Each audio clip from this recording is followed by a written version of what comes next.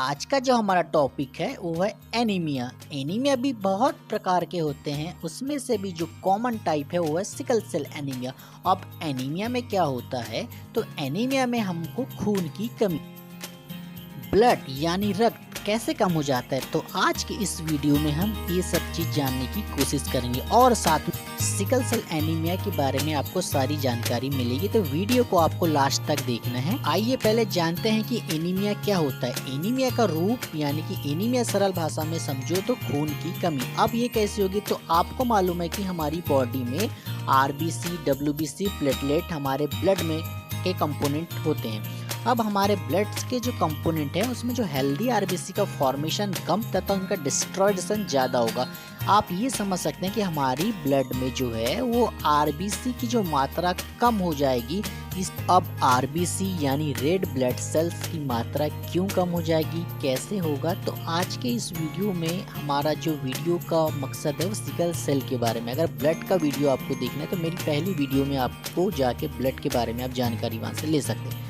तो आज का जो हमारा टॉपिक है सिकल सेल एनीमिया के बारे में, तो हम समझेंगे कि सिकल सेल एनीमिया आखिर क्यों होते हैं, कैसे होते हैं और इसके क्या क्या लक्षण हैं, और सिकल सेल एनीमिया बॉडी के कौन से हिस्से को डैमेज करता है, आखिर ये क्या प्रतिक्रिया बॉडी में देता है जिसके कारण ये जो सिकल सेल एनीमिया ये खतरनाक है। तो हम जानने की कोशिश करेंगे और समझेंगे कि आखिर सिकल सेल एनीमिया क्यों है, कैसे होता है। आइए देखते हैं। तो सिकल सेल एनीमिया एक जेनेटिकल ऑटोसोमल रिसेसिव डिसऑर्डर है जो कि हमारे डीएनए के जीन में म्यूटेशन यानी कि जीन में गड़बड़ी के कारण ये उत्पन्न होता है। जेनेटिक का अर्थ आनुवांशिक यानी कि पीढ़ी दर पीढ़ी स्थानांतरक यानी कि बढ़ते रहता है, इसलिए इसको जेनेटिक डिसऑर्डर या आनुवांशिक रोग कहा जाता है।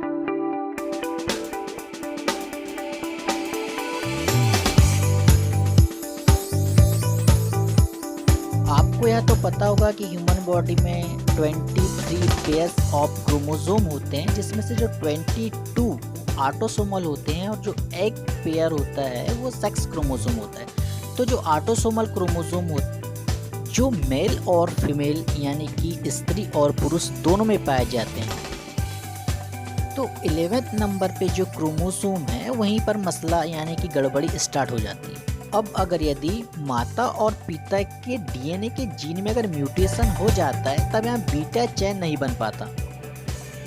अब सवाल ये है कि आखिर बीटा चैन होते क्या हैं, तो हमारा जो हीमोग्लोबिन का स्ट्रक्चर होता है उसमें एक पार्ट हीम और दूसरा पार्ट प्रोटीन होता है। तो जो दूसरे पार्ट के जो प्रोटीन होते हैं उसमें अल्फा और बीटा चैन होते हैं। तो जो बीटा चैन होती है वो अमाइनो एसिड की एक पेयर बनाती है। अब इन पेयर के सीक्वेंस में जो जीन के कोडेड होते हैं वो जो 6 पोजीशन पे ग्लूटामिक एसिड की जगह वैलिन आ जाता है। दिखने में स्ट्रक्चर तो समान होती है।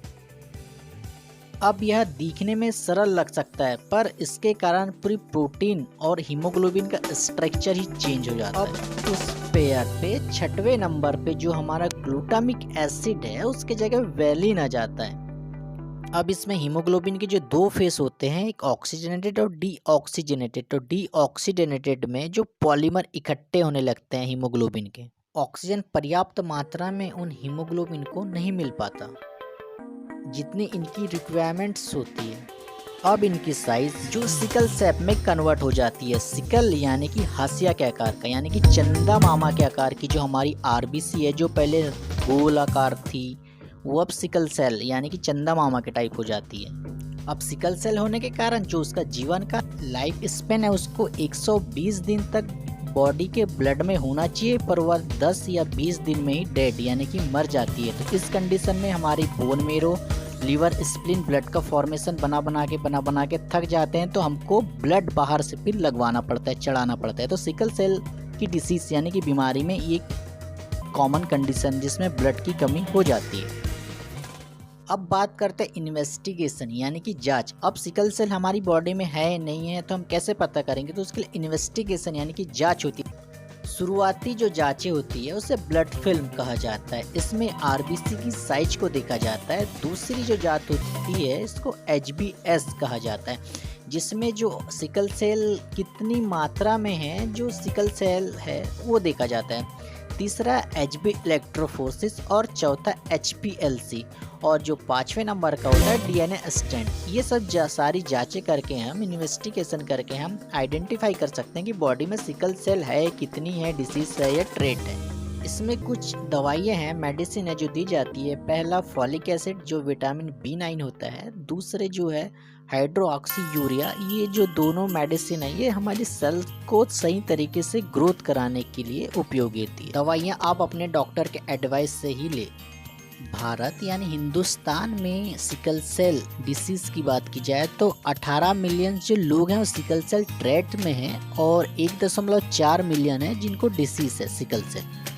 मध्य प्रदेश में अगर बात की जाए तो 4,955 केस मध्य प्रदेश में देखे जा चुके हैं, जो कि कुछ जिलों में है अनूपपुर, छिंदवाड़ा, सिवनी, बालाघाट, डिंडोरी, मंडला, अलीराजपुर और झाबुआ। जानकारी अच्छी लगी हो तो वीडियो को लाइक, सब्सक्राइब एंड शेयर कीजिएगा। Thank you so much.